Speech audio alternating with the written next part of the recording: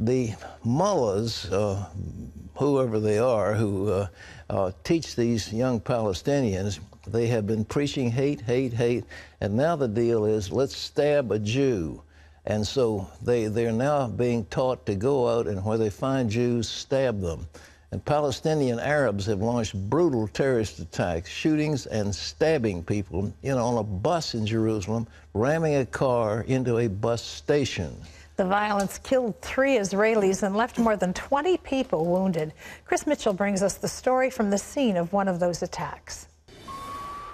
Palestinian Arabs committed at least 3 more terror attacks, 2 in Jerusalem and another in central Israel.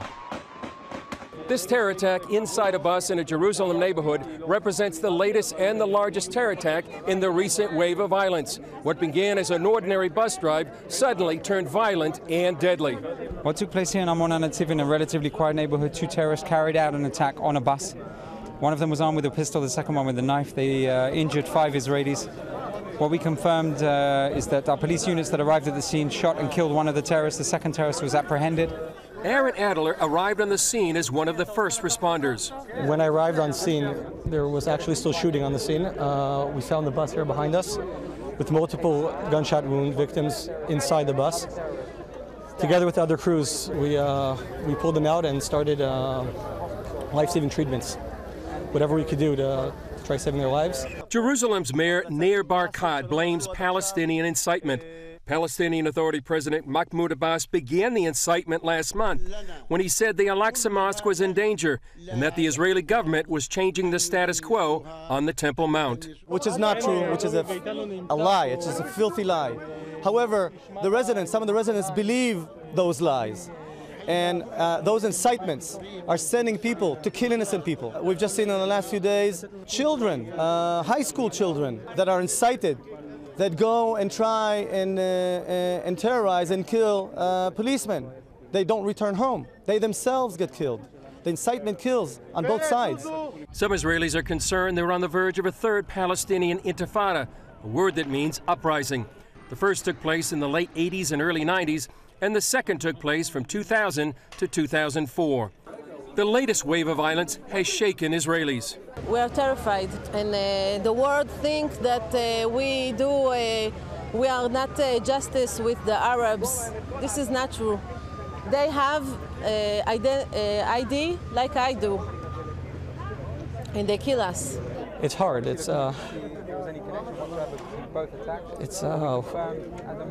not a good situation, but we do what we can.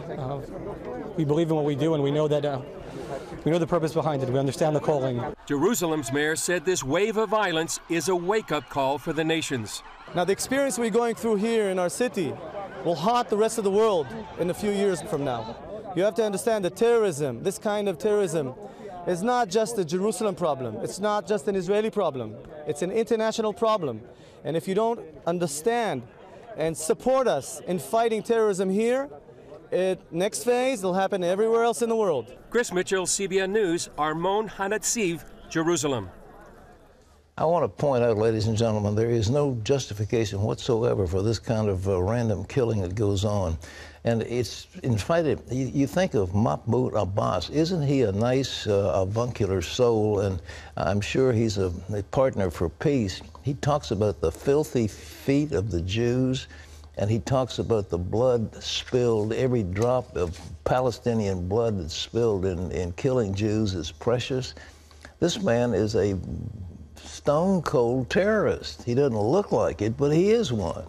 And so they're advocating terror, but what do the Israelis do? I mean, you go along, it means you've got to have a gun strapped to your side, a holster of a weapon or something.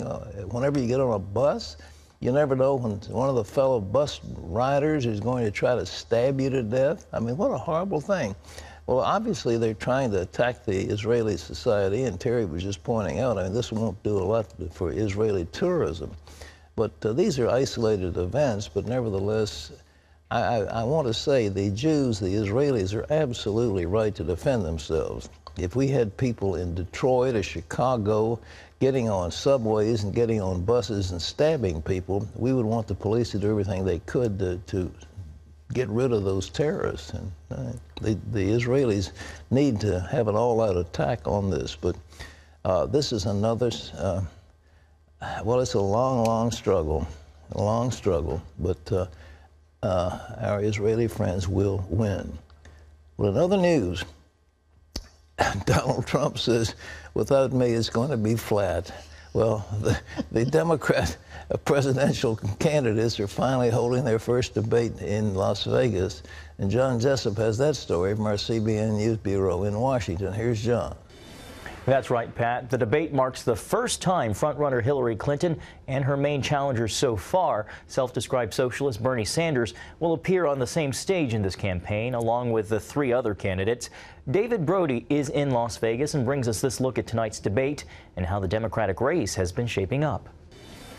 Well, here in Las Vegas, it is time for the headliners like Celine Dion and Britney Spears to move on over, at least for one night, because on Tuesday, the big show here in Vegas will be Hillary Clinton and Bernie Sanders, a duo playing here on stage. This campaign was expected to be a cakewalk for the former First Lady, but it has not turned out that way. Now, one big reason seems to be the story that just won't go away, how she used a private email server to conduct government business. It's fed a perception that she can play by a different set of rules. Clinton still has a decent lead nationally on the socialist senator from Vermont, but Sanders is coming on strong. He's beating her comfortably in the key state of New Hampshire, and he's a close second in Iowa as well. Plus, Sanders is the one drawing tens of thousands of people to his events. Democrat voters seem to be listening intently to his populist messages. Because he's authentic. I mean, he is real. And not only that, but he's actually talking about some issues that the American public needs to really pay attention to. With the threat from Bernie Sanders a reality, Clinton is now trying to reposition herself a little more leftward. Just recently, she came out against President Obama's big Trans-Pacific Partnership free trade agreement. That's a reversal, because while Secretary of State, she actually was for it. This new position puts her more in line with the liberal base of her party. As of today, I am not in favor of what I have learned about it. I don't believe it's going to meet the high bar I have set. And so the drama on Tuesday night will center on whether or not Bernie Sanders and some others on that stage will actually confront Hillary Clinton directly. So far, Martin O'Malley, the former Maryland governor, who will be on stage Tuesday night, has confronted her, but not directly. So we'll wait and see about that. And so for Hillary Clinton, this is really looking a lot like 2008 once again. Remember back then she ran into a buzzsaw named Barack Obama. And now this time around, the buzz seems to be with Bernie Sanders. David Brody, CBN News in Las Vegas, Nevada. Thanks, David. Pat, any plans to watch tonight? No, I really don't want to. I'm sure there must be something else on television, but we'll see. But you know, the fact that this guy is a socialist, people who want to take over the means of production by the government. He wants to have a 90% income tax, which would be essentially confiscatory for most of the earning population. The stuff he wants to do is just way out by American standards, and yet he's coming on so strong. How is it that he's doing it? Well, it shows that Hillary's got a problem, and now she's got the bimbo eruptions of her husband. Jennifer Flowers, the former mistress of Governor Clinton, has said, I'm coming out, I've got something locked up away that's going to, you know, if I bring it out, it's going to destroy him. Other women who have been in association with him are coming out. They're writing books. They're talking. They're going on the press. And so she's going to have that cacophony of criticism going on all the time. For she's got her emails, and then she's got Bill and his bimbo eruptions, and then she's got a socialist running against her. The whole thing is crazy. John. Pat, turning overseas now, Vladimir Putin faces growing international criticism for Russia's military involvement in Syria. The European Union is calling it a game changer, and Saudi Arabia says it could have, quote, dangerous consequences. Heather Sells has that story. The Russian Defense Ministry released this video on Monday. It purportedly shows airstrikes on an Islamic State training camp in Syria. But the European Union is not happy with Russia. I think the situation is more worrying because with also the Russian attacks, I think the tension has actually increased. EU foreign ministers are warning Russia to center its military action in Syria against ISIS and not to go after the moderate opposition. That's because Russian airstrikes have backed moves by Syrian troops against non-ISIS insurgents. The EU is also calling on Russia to coordinate its attacks with the EU and the U.S. Saudi Arabia is warning that Moscow's military intervention could escalate the war in Syria and inspire militants around the world to join in. And China is chiding both Washington and Moscow, saying their outdated Cold War mindset could develop into a full-blown proxy war.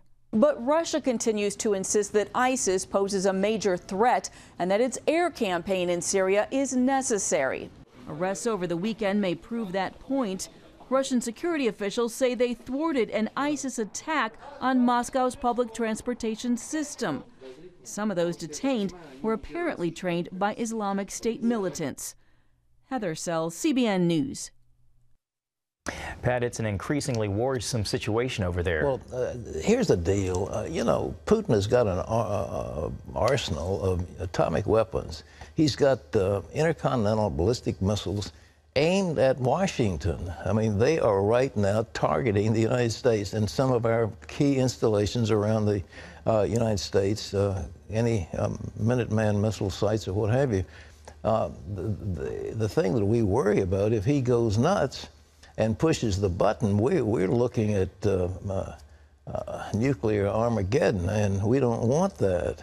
So we have to treat him fairly gingerly, but at the same time, he's bluffing. It's a tremendous bluff. He doesn't have the power to back it up. His economy is in shambles, and the ruble has gone all to pieces in the world markets, and he's got sanctions against him for some of the other stuff he's done. So nevertheless, he's out there doing this, and he's getting away with it. Remember, the group he's supporting, they are Alawite. They're about 15% of the population in Syria. They're not Sunnis. They're not even Shias. And yet he's got support from the Shias in Iraq and the Shias in Iran. But mostly the Sunnis are going to say, you are spending time and energy supporting the Alawites, and we don't like that.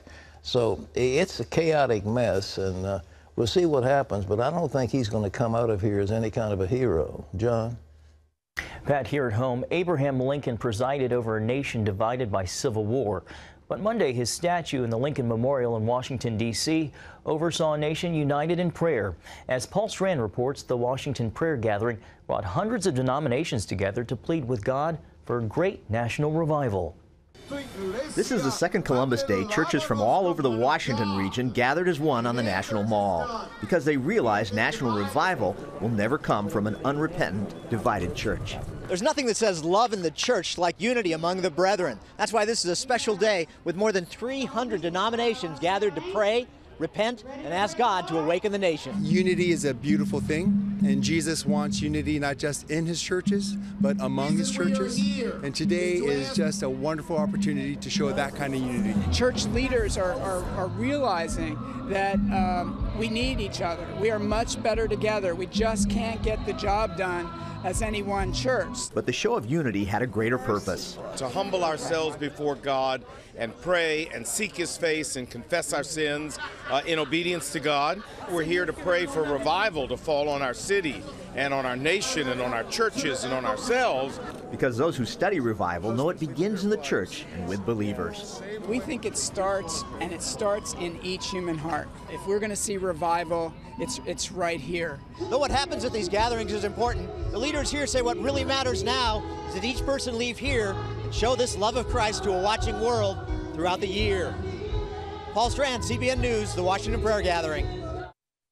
Thanks, Paul. Pat, a great many people are praying for revival. Well, it's the only answer. If God doesn't do something for this country, we're in trouble because we are deeply divided, and we have a divider-in-chief sitting in the White House who does everything he can to pit one group against another. It's just terrible. Instead of coming together, he's doing everything he can to split us apart and to stir up partisan rancor. So in any event, prayer is the answer, and I'm delighted.